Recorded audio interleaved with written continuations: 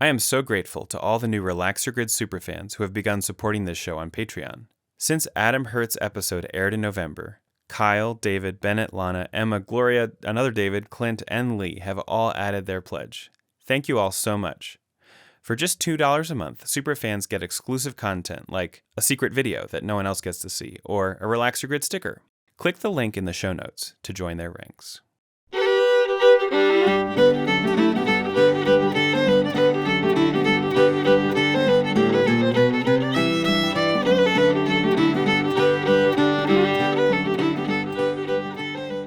Welcome to Relax Your Grid.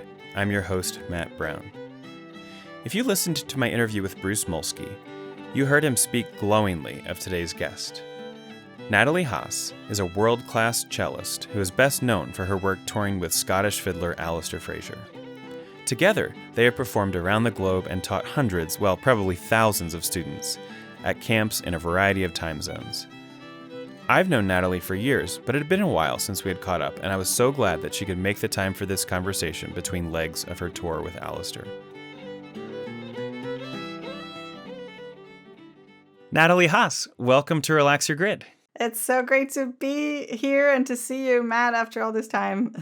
It's a pleasure. It's been so long. Are you currently on tour with Alasdair Fraser? Sort of in the middle of two little tours. We had a Northeast tour, which just finished a few days ago, and we're headed to California this weekend. So I'm got a couple days off and just visiting friends up in this area of the Northeast. What's it been like being back on tour with the COVID and everything connected to that? It's been amazing, actually, and I'm feeling so grateful for science and for the ability to get to do what we do again. And I feel like I never want to take that for granted again in my life. And so happy to be playing for people, with people, and seeing old friends and new is just magical after all this time sitting at home in front of a computer screen. What did you do during the quarantine part? It seemed like you were doing a lot of like online workshops and that sort of thing.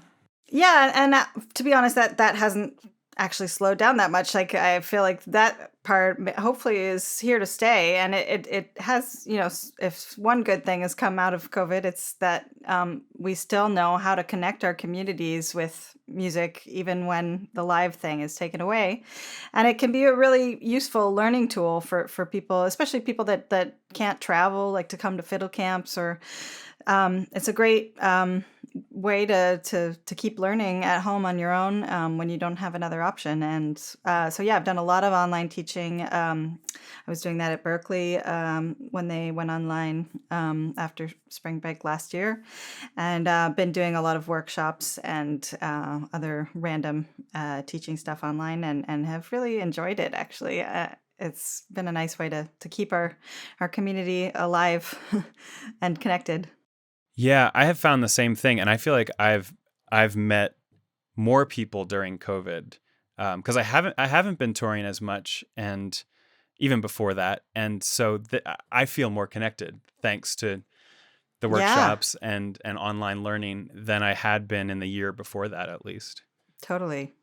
Bruce Molsky was a guest on this podcast a couple episodes ago, and he brought you up, and he talked about how amazing you are, and inspired me to reach out to you when I did, because he talked to me about the experience you had as someone trained classically and with impeccable classical credentials, having attended Juilliard, but who has become a very important part of the folk music scene. And I thought it would be really cool to now actually hear from you about what it was like as young Natalie, falling in love with the cello, playing classical music, discovering Scottish music the way you did, and then having to rectify with the state of the classical world and anything on the Scottish side of things that got you to where you're this incredible Scottish cellist and you play with people in other genres too. But I know there was a time when there was a struggle for you about classical versus Scottish, at least one imposed by other people. Absolutely, yeah. And I know that a lot of people probably are still going through that. The classical music world is slow to change.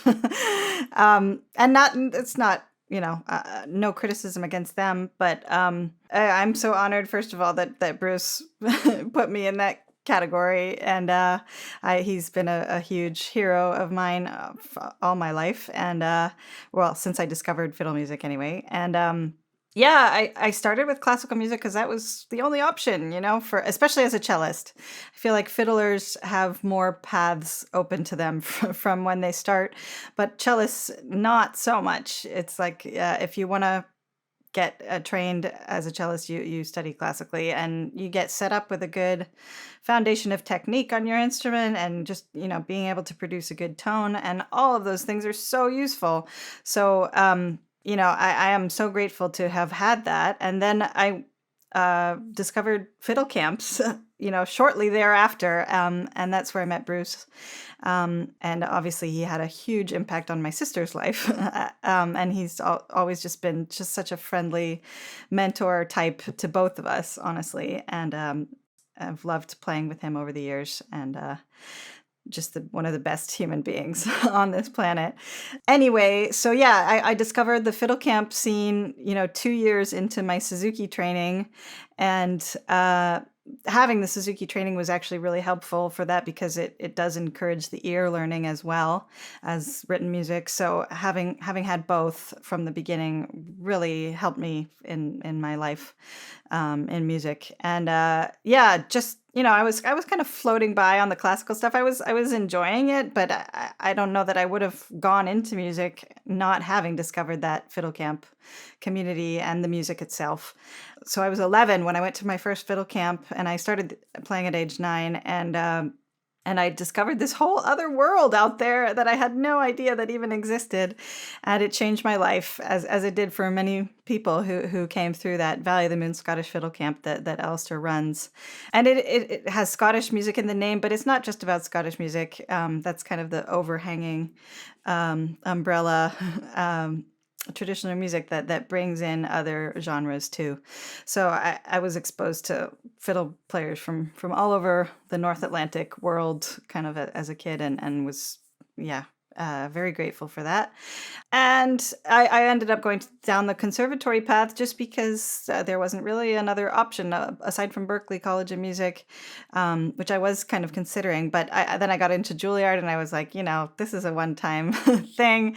This is not going to happen to me again. I might as well go all the way while I can. So I had a very open-minded cello teacher while I was there, who kind of knew that I played other music, and he was cool with that. He was actually a recommendation from a jazz cellist, Eric Friedlander, who I had a lesson with in New York, and knew of my teacher at Juilliard as being this guy who's really on the more liberal side of the classical conservatory world. And so he recommended this guy, and I had a great time with him. And I just kind of delved into the classics of the cello repertoire, which I hadn't really covered so much, because 9 is kind of a late age in classical music to come to an instrument. So I went through all 4 years of undergrad at Juilliard, and all the time was still going to fiddle camps in the summertime, and started touring with Alasdair while I was still in high school, and then I started touring with Mark O'Connor when I was in college. And so I was gone a lot, actually, of my Juilliard days, spent it either on the road or taking the bus up to Boston to hang out with my fiddle pals from Valley of the Moon that I grew up with. So I had a different Juilliard experience than most people did.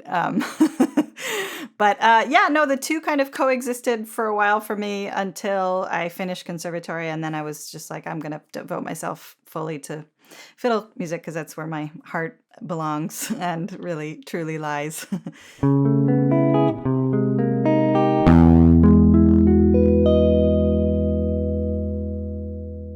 I want to work through your career so far of collaborating with Alasdair, because the albums you've put out together are just gorgeous, and they span quite a number of years. And the first track on your first record together, Calliope Meets Frank, is still, so that's from the album Fire and Grace. To me, it established a sound that you two have very consistently maintained all this time, even as all the growth and collaborations have followed. When you made that album with Alasdair, how long had you been playing together? Do you remember? Yeah, it was. Well, it came out when I was still in college, so 2004. It was my junior year of college, and we started playing together. Our first gig was 1999 on a ship in the San Francisco Maritime Museum, and on the Balclutha, it's called. And I was like 16 at the time, I think. Yeah.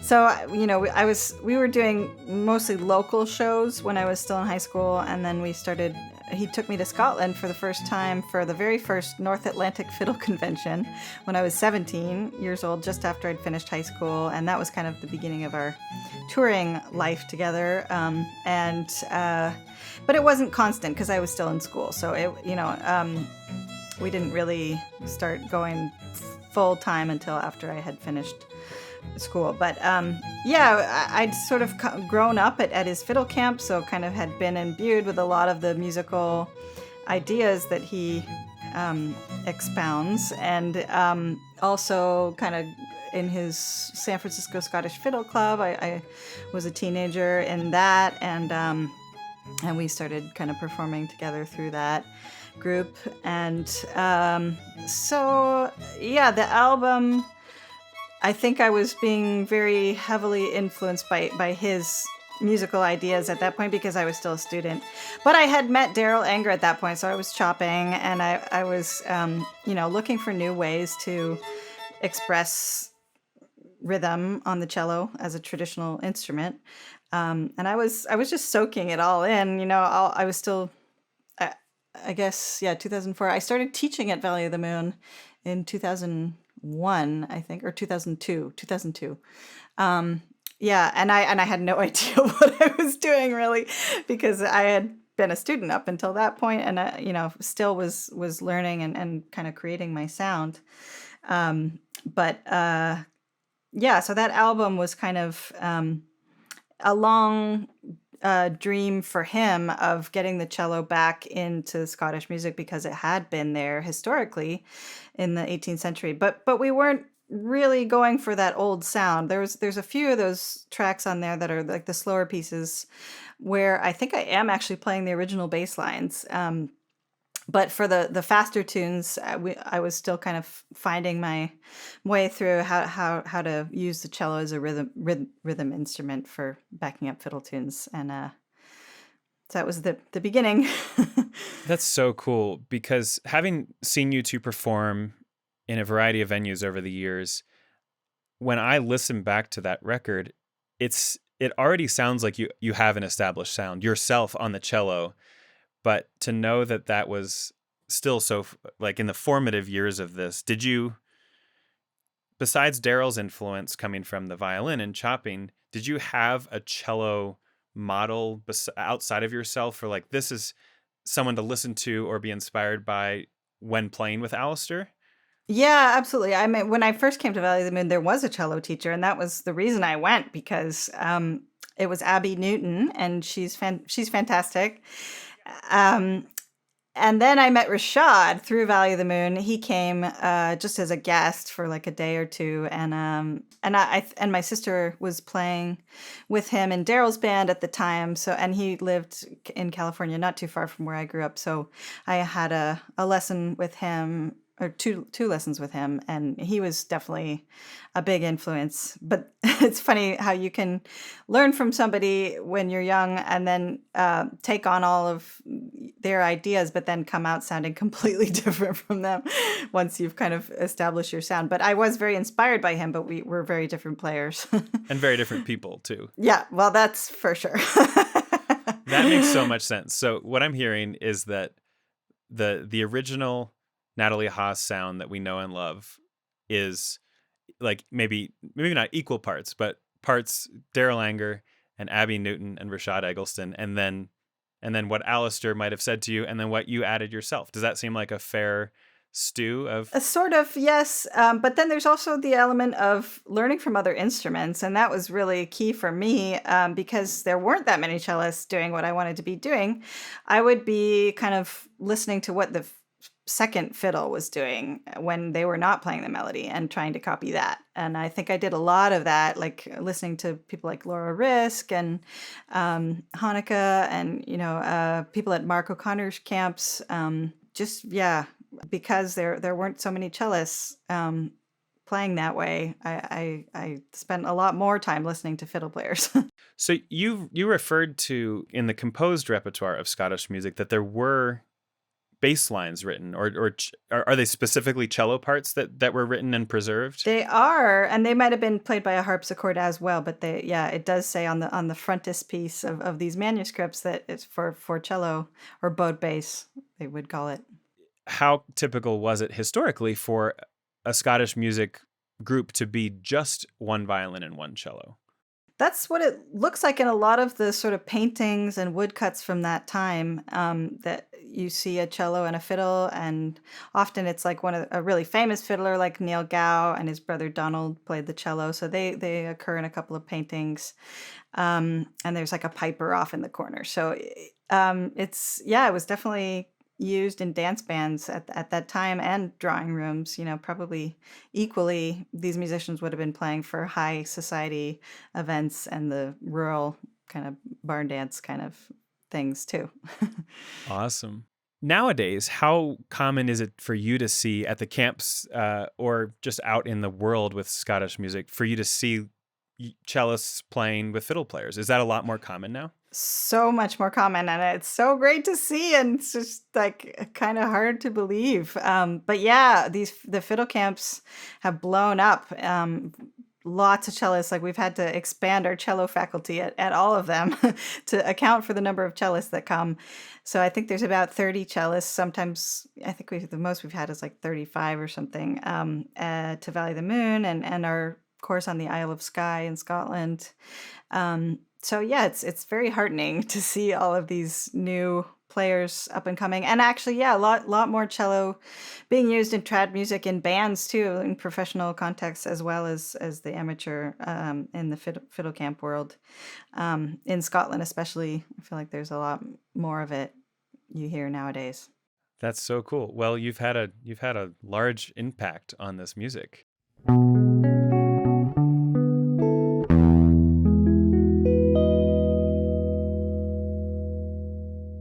You and Alasdair teach at a number of camps. You've already mentioned several of them. Is there also one in Spain? Yes. Yeah, we've had one called Crisol de Cuerda, which has been going like 14 years now. And there's a lot of cellists that come to that too. We have two, myself and another cello faculty always. And we had one in Australia, which is kind of undergoing a big change now because of COVID. We can't go there and they can't leave. So they're having to sort of rejig it a little bit. But we had String Mania in Australia. And then Alasdair's got another one in California, which is kind of the sister camp to Valley of the Moon, called Sierra Fiddle Camp. And then I teach at others also that he's not involved in. Right. You're involved with Mike Block's camp, right? Yeah. And that's cool because they're not really calling it a fiddle camp. It's a string camp. So the cello is given equal weight. Of course, because he's a cellist. Right, as it should be. Yes. Yeah, I noticed that during COVID that Mike had that online series that you've been involved with those guided practice sessions. Yeah, which is like a whole different concept of a workshop for me. It's not a workshop. It's like people get to practice with me or with whoever the teacher happens to be. And I had to design a whole repertoire for it because I don't really have a practice routine. So I thought, okay, what would I want in my practice routine if I were just coming to Celtic music for the first time? And so that's what I did. And it was really fun, actually. And are you still actively teaching for Berklee? I'm actually taking a year sabbatical because I'm in the process of moving to Spain right now, and so I'm kind of not in the area, and they're transitioning back to in-person learning, so that wasn't going to work this year. But I am actually going to. Tomorrow is where I'm headed to Berklee to do a Roots Day, just as a visiting guest artist. So I want to stay involved there as much as I can because I love what they're doing, and I love the people in the string department are amazing. Yeah, and they have a campus in Spain, right? In Valencia? They do, yeah. And Spain, everything was going a little more slowly there with the vaccines. So that I did contact them, but they weren't hiring at the moment. But that might change, hopefully. When you did work at Berklee, were you specifically helping cellists play roots music, or were you teaching people of different instruments? How did that go for you? Different instruments, but yeah, the cellists that I had, and it's kind of across the board too, depending on what the students want, because there's a big array of people interested in different things there. They might be music majors, they might not be, and then they might come with a very specific idea of what they're there to learn, or they might just want a broad kind of departure from classical music, and I'm happy to teach them what I know. I'm not an expert in jazz or anything that the Berklee String Department is more known for. But that's what's so great about it, is that it's so diverse and we have so many offerings. So yeah, I envy the students there, because they've got Bruce, they've got Simone Shaheen, they've got Beth Bahia Cohen, who's like an expert in Greek and Turkish music, and then they've got Mimi Rabson does klezmer and classical and jazz, and yeah, in terms of jazz, we've got you and rock and all that stuff. We've got you covered, but then there's all these folk idioms that have come out recently in the last 10 years or so, as they get new faculty, and so it's just a really exciting place to be. Well, it's cool to have had already on this young little program of mine several people who've taught at Berklee, Bruce and yourself, and hopefully more to come in the future. So I'd love to have you talk us through a couple pieces of music that you've recorded with Alasdair that I've just plucked from your discography so far. Okay. And I don't have my physical copies of the album. So if you don't mind being our source of liner notes, but also things that might not have even been in the original packaging. Yeah, I don't have the CDs on me right now anyway, so I'm just going to tell you what I remember about them. That is so cool. Okay, this is going to be really fun. And I tried to pick out an assortment of things. I listened to your entire catalog a couple weeks ago. Oh my gosh. Wow, that is quite the endeavor. And then came up with these 10 songs. Okay. We've already talked about Calliope Meets Frank, which is track 1 on Fire and Grace. And I'd love to just jump around in no particular order, although I'm going to save the new album for last. That I can easily do. But one of my favorite tracks you've ever made on any collaboration is the one that begins with Highlander's Farewell to Ireland, because it's you and Alasdair, Martin Hayes and Dennis Cahill, my favorite Irish duo, and then the aforementioned Bruce Mulsky.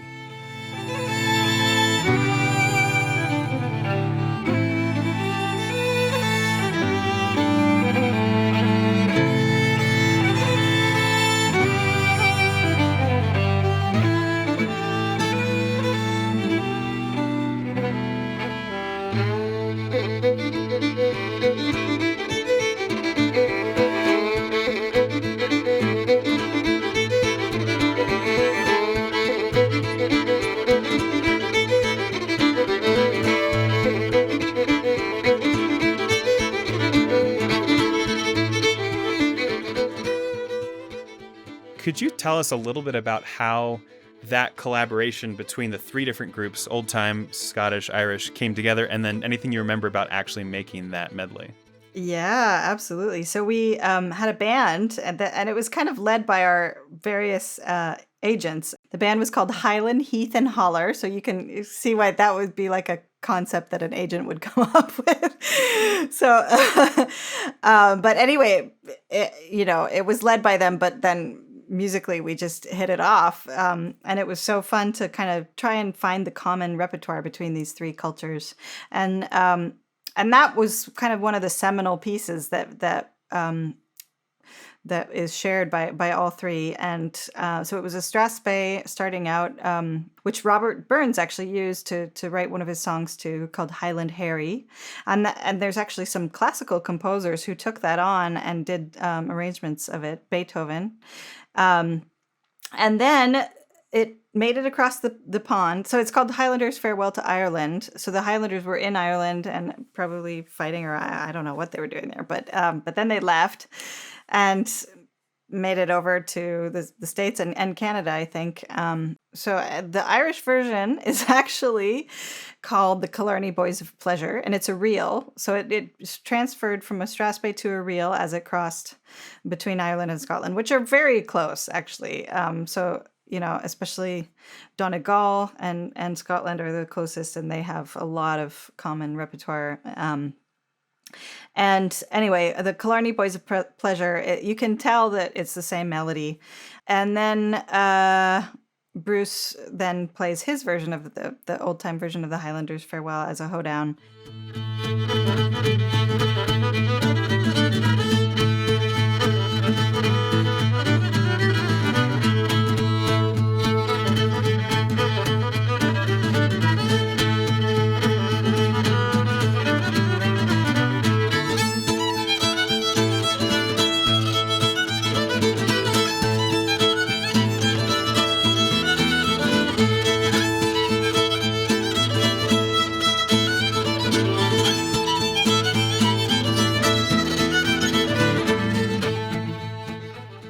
Yeah, it's all the same tune. That was one of the ones that came up sort of at the beginning as something that was shared between the three cultures. There's a couple other ones like Lord Macdonald's reel, which I believe is that, what is it called in the old time music? I can't remember. Leather breeches. Yeah, exactly. Yeah. Try to find the commonality. And there's a lot of it. And these guys are just so easy to play with too. Just so, Dennis is one of my favorite accompanists in the world, and trying to fit into the minimalist approach that he uses, but still getting this bigger band sound. And the three of those guys together, three fiddle players, they're just my favorite combination of people and musically. I mean, they're very different musically, but and they all have such an individual sound that is so immediately recognizable. So kind of an interesting combination. Alasdair loves to make up harmony parts, so there would be a lot of that. But once one of them just slams into a tune that's from their own culture, it's just such a good feeling. I can't remember really much about the creation of that, but conceptually, that's what strung it together, is that it's just one melody shared by all three cultures. That is so cool, and I love that adventure of finding tunes that are still extant in the old time community, but obviously are Scottish and Irish, or at least one, if not both. And I remember when y'all were touring, how long did that project last? Was it just like one tour or a couple? No, it was over a couple years. Yeah. Because I remember that branding. Yeah. I don't know that I ever got to see the whole the show with all of you in it. I've seen each act separately many times, but I don't know that I ever got to see it live. So having it on record is such a treat, and for anyone coming to the music now who wouldn't get to see the tour, that's a beautiful collection. And I love Highlanders Farewell. I actually put it on my last fiddle record. It's a killer tune. Okay, next up, there are two tunes off of Abundance that I want to talk about. And that album seems to have quite a number of collaborations. So I want to start with the jazzier one, the Hot Club tune. What is, my French isn't very good. How does one say that name? Hot Club d'Écosse, the Hot Club of Scotland.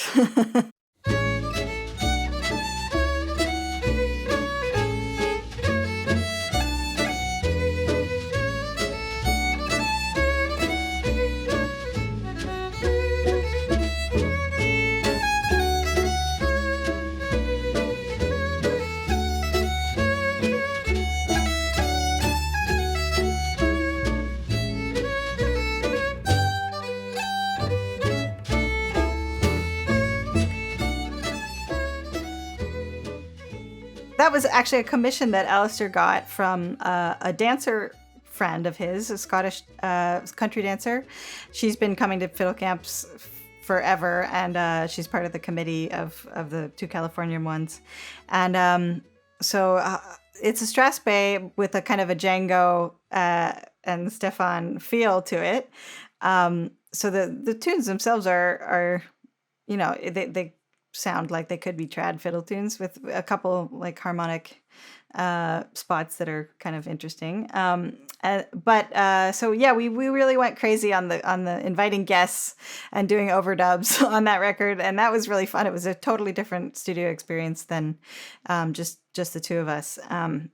So we had Corey DeMario on bass and Stefan Amadon on drums, and he's such a sensitive player. So that was really fun. And unfortunately, we did it all kind of, we had done our parts first, and they recorded onto it later, but they did a beautiful job. So that's I like that track a lot too. I'm glad you chose that. And it doesn't sound like it was pieced together. Oh, good. I listened to that track and I could imagine all of you in the room together. And I love, like, you're doing this pizzicato comping that's very reminiscent of Django and doesn't have the Richard Green, Daryl Anger, Brittany Haas chopping thing going on. Like it's all thumb. It's all thumb. And that was, when I mentioned that Eric Friedlander, the jazz cellist in New York, who I had a couple of lessons from, he was the one who introduced me to seventh chords. And that was kind of the beginning of a phase for me. And you got to tap into it here. Yeah, totally.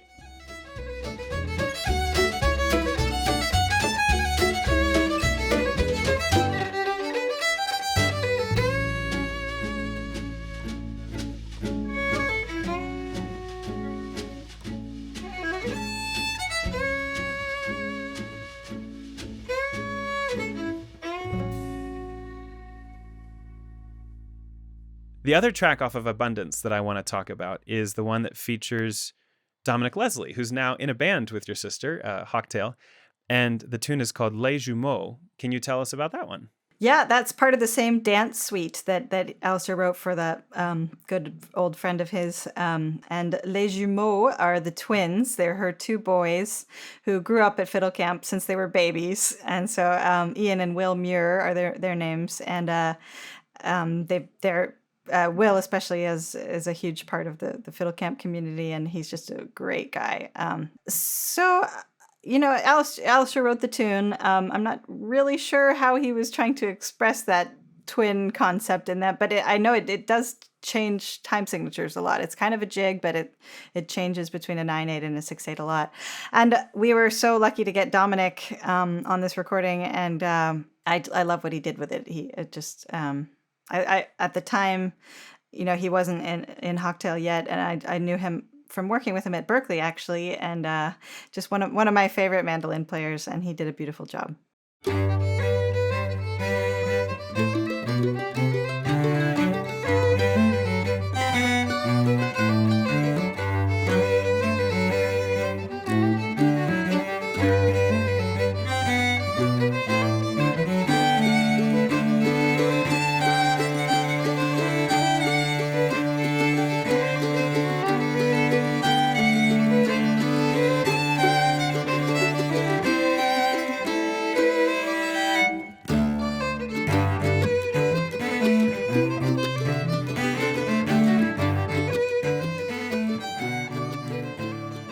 We've talked about the camps a bunch of times, and we might as well mention on one of the records, we have a tune called Valley of the Moon Reel. Is this something that you or Alasdair wrote about that camp?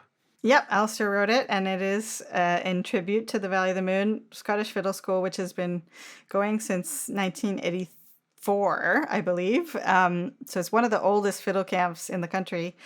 And it has been, I already said just what a huge impact it had on me and on my sister and so many other musicians of our generation that chose to make music their livelihood because of that camp. Because it was, just really seminal in helping us find our voice as young people and giving us kind of a purpose. So the Valley of the Moon Reel, again, with the seventh chords, I was... just going a little bit over the top, maybe, but it's just fun. And we've performed that a lot with the dancer Nick Garris, and so I kind of associate him with that tune, even though he's not on the record. But yeah, Valley of the Moon Reel is just a great tune, and it's got this kind of riff, which is like one of those kind of joyful triumph of the human spirit moments.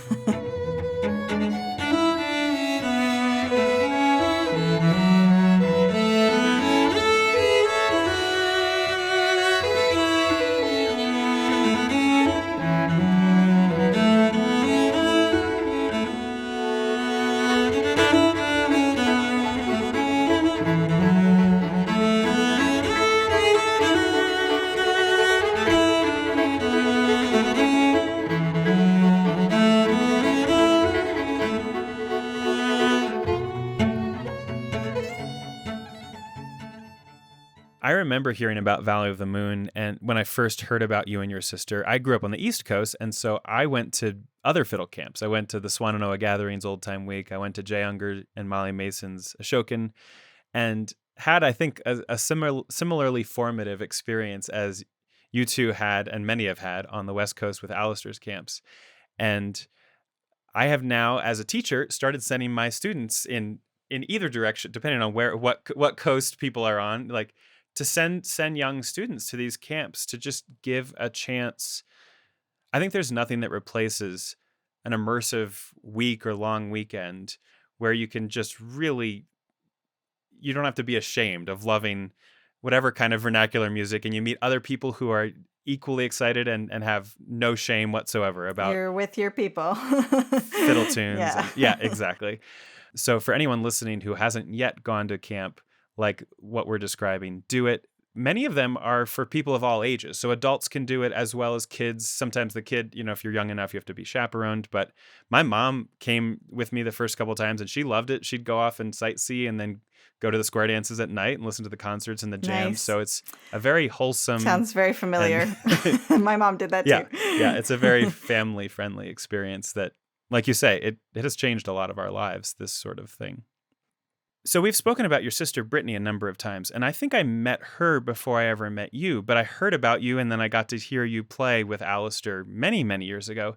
Tell me about this track on the album Ports of Call that features Brittany, Megan and Jared, or you were telling me Megan and Jared's Waltz. Yeah, it's a tune that I wrote for my best friend's wedding. It was a commission, but ended up being a wedding gift, of course. And she is not a musician, but she has been to a lot of our concerts, and she always says that she loves Josephine's Waltz is her favorite tune that we play.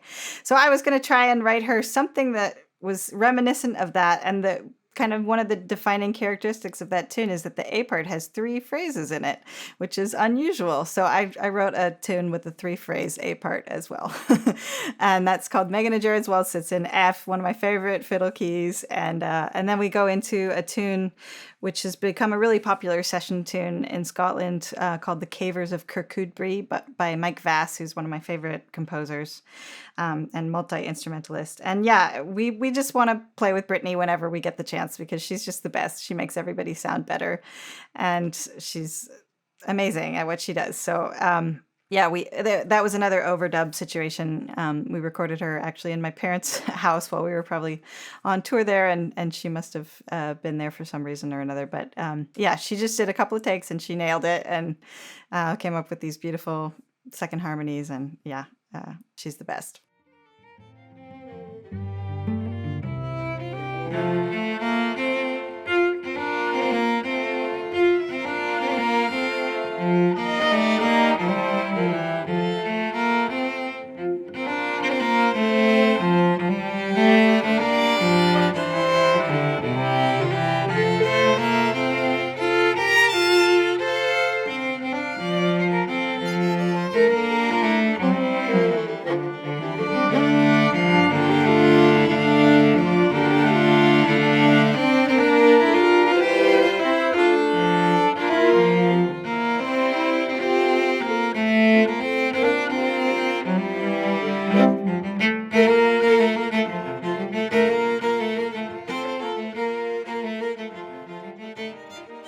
Before I met you on this Zoom call where we're recording, I found a couple YouTube videos of you and her playing together, and I can't pick a favorite, but I will link to at least one of them in the show notes so that people can go watch a video of the two sisters Haas play together. Because when you two play together, it's just as magical as you'd ever think.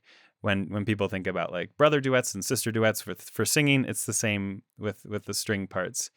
And the key of F major is a beautiful cello key with, you have that low C, and it's just like, can't get any better than that.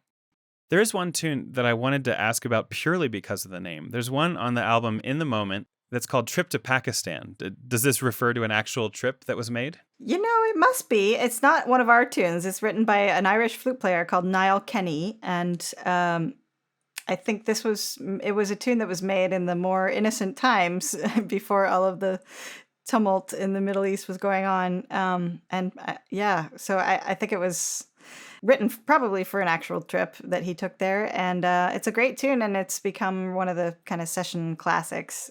So we've always loved that. And I had great fun making up that bass line.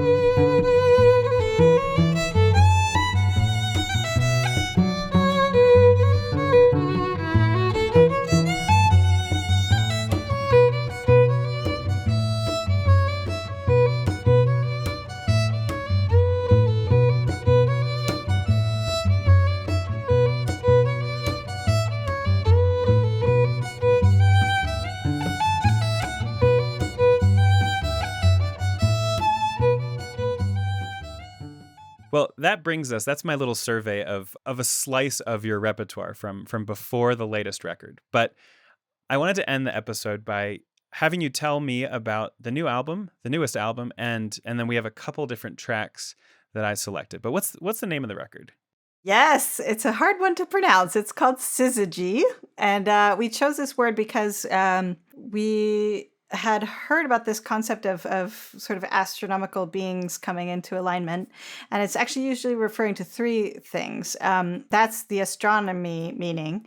But it turns out, after doing some more research on it, that there are other meanings going back further. Philosophy, other sciences use this word. And it is actually about two things. And Alasdair likes to say that he's been saying this on stage recently, and I'm like, ugh, I can't believe you're actually using this word. The yoking together of two things, or two oxen, probably originally it comes from Greek. But I think philosophically, it's talking about two things coming into alignment, but keeping their individual characteristics, each one. So that's why we liked it, and because that's always been our goal. So that's what the word means.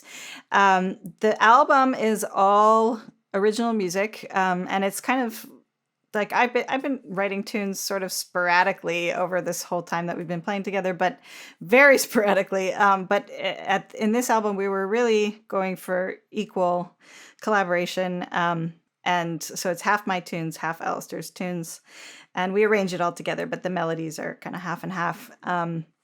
Yeah, we had a great fun writing this music, and we're loving playing it. Playing all of our own music on stage just feels like a good arrival point. Wow. Okay, that explains a lot, because this of all the records, this one feels the most different to me. Mm-hmm. And I think it maybe is because you've each contributed equal amounts of repertoire.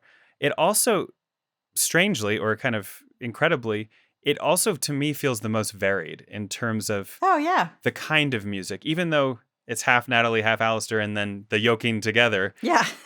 If you hadn't told me that you and he wrote this music, I would say, oh, this one is an old piece from this country, and that one's an old piece from that country. Oh, wow. And this maybe is a newer. But I feel like it's a pretty impressive achievement of a record, in that I was kind of tricked into thinking that this represents like a wide variety of things, but maybe that was the goal. Yeah. I mean, or not really even, but that's what came out, and we're very happy with that.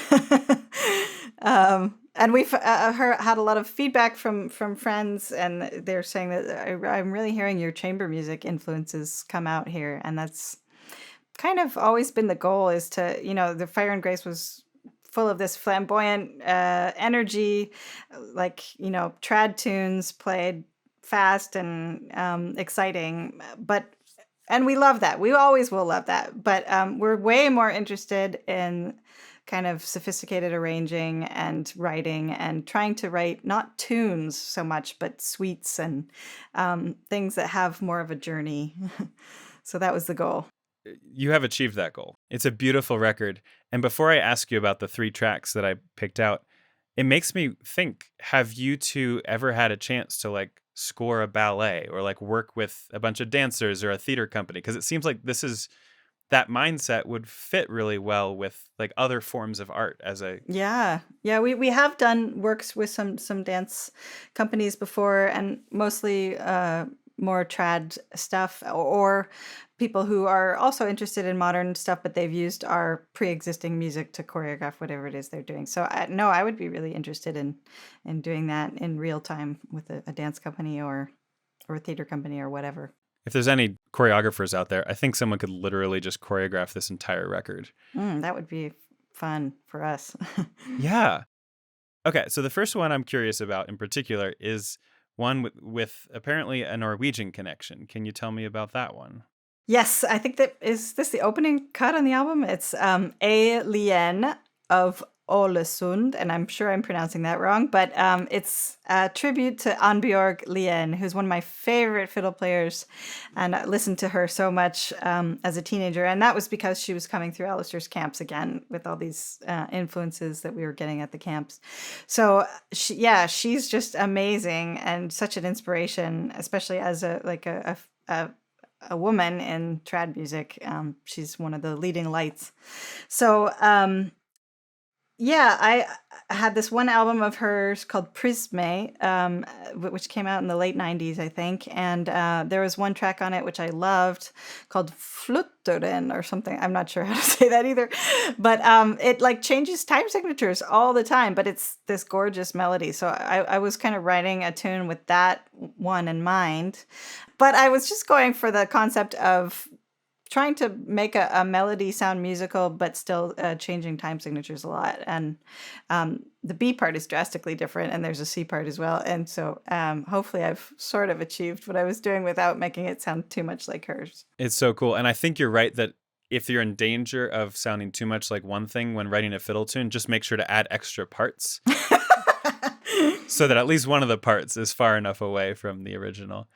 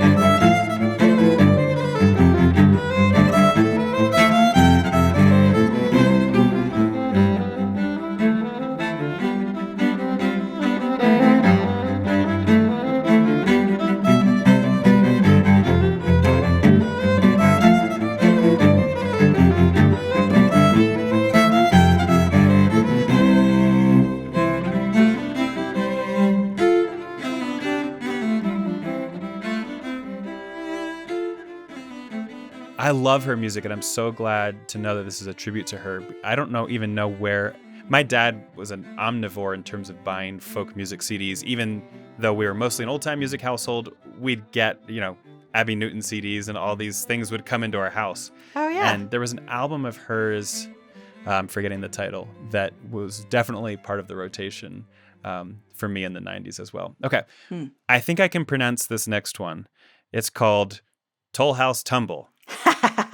Is this a you or an Alasdair tune? That's an Alasdair tune. I think it's usually pretty easy to tell, actually. I think our compositional styles are quite different.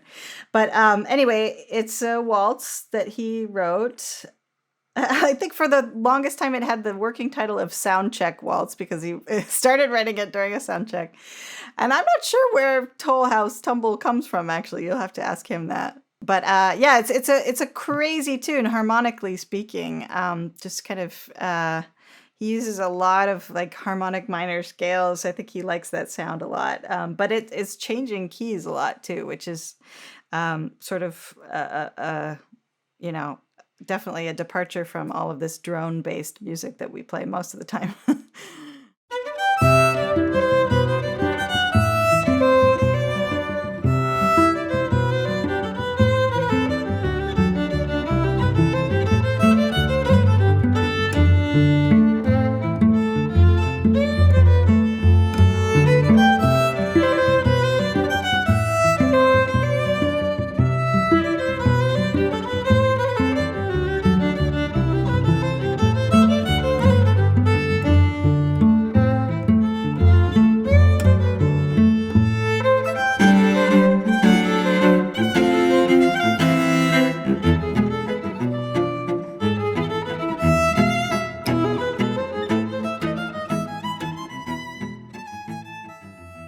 There's one more tune I want to ask about, and it's another Alasdair composition, and it has a long Spanish name. Do you mind saying it for me? You've been to Spain more than I have. Yes, it's called La Llegada de los Trovadores, and it means the arrival of the troubadours. And basically, he's been to Spain a lot too. We've toured over there quite a fair amount over the years, and I've actually been living there in the past couple of months, and it's actually cool to see that, this thing that started as an imaginary concept in his head is actually real. And this happens in Spanish villages all the time, where you kind of don't know how the word gets out, but somehow it does get out that the musicians are coming to town, they already live there, but they're gonna present something, and it might be a parade, or it might be a little impromptu concert where people start dancing in the streets. And it's just, they love to be in the streets partying, having fiestas and parades and all of that stuff. So in his mind, he was thinking about, and he loves this concept of the troubadour. About not just musicians, but like the musicians, the jesters, the singers, the who knows what else, just arriving in the town, and the word getting out, and this whole group of people coming to meet them. So that was the idea there. It's definitely got a little bit of a Spanish flavor, kind of harmonically and rhythmically as well. Awesome. Well, we will end the episode by playing this track in its entirety, I think. I was going to do another one, but because of the trajectory, I love this concept, and celebrating the troubadour's arrival. For those who are Patreon supporters of the program, you get to hear Natalie talk us through 3 of her favorite recipes. So if I know you're a fan of fresh food and delicious food, and thank you in advance for that. You can support the program for just $2 a month to get things like Natalie's recipes and Bruce Molsky playing a guitar piece. But for now, Natalie, thank you so much for taking the time in the midst of your traveling life as a cello troubadour. I love that. Thank you. And it's such a pleasure to talk with you. Thanks for having me.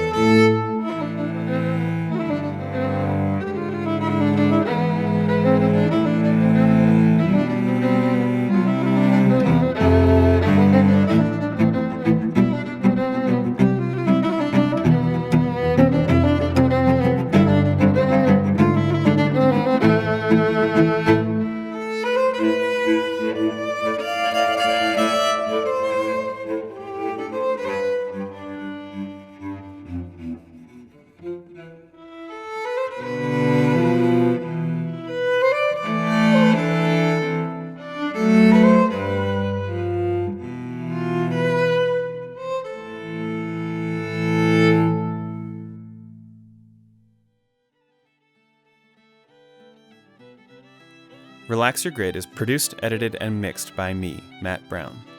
Tim Brown provides production assistance. Otto Allard is the designer. If you'd like to hear all of the songs played on the show, make sure to check out Relax Your Playlist on Spotify. There's a link for that in the show notes. Tune in next time for my conversation with visual artist Greg Block, and until then, relax your grid.